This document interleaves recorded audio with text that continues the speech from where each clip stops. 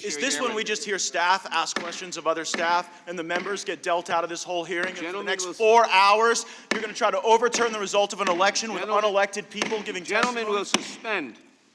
This hearing will be considered in an orderly fashion. The gentleman will not yell out, and he will not attempt to disrupt the proceedings. We will now hear presentations of evidence from counsels to the Judiciary Committee for up to 60 minutes, equally divided. Before I had the great honor of being a counsel for this committee, my young son asked me a question. He said, "Dad, does the president have to be a good person?"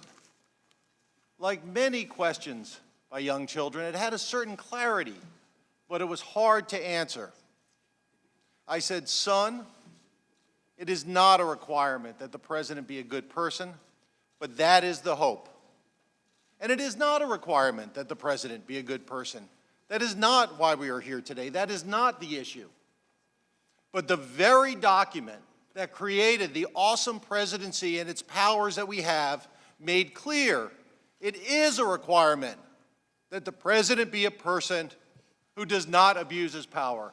It is a requirement that the president be a person who does not risk national security of this nation and the integrity of our elections in order to further his own re-election prospects." The purpose of this hearing, as we understand it, is to discuss whether President Donald J. Trump's conduct fits the definition of a high crime and misdemeanor.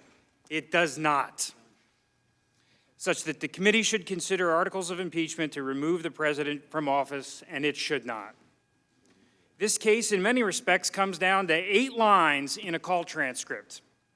Let me say clearly and unequivocally that the answer to that question is no.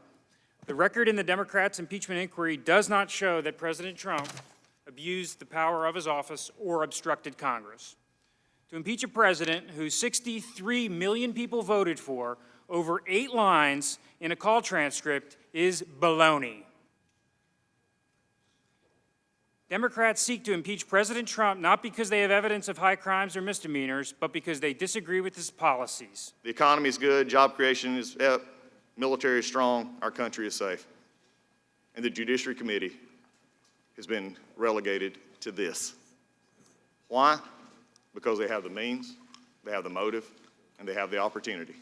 And at the end of the day, all this is about a clock and a calendar, because they can't get over the fact Donald Trump is President of the United States, and they don't have a candidate that they think can beat him.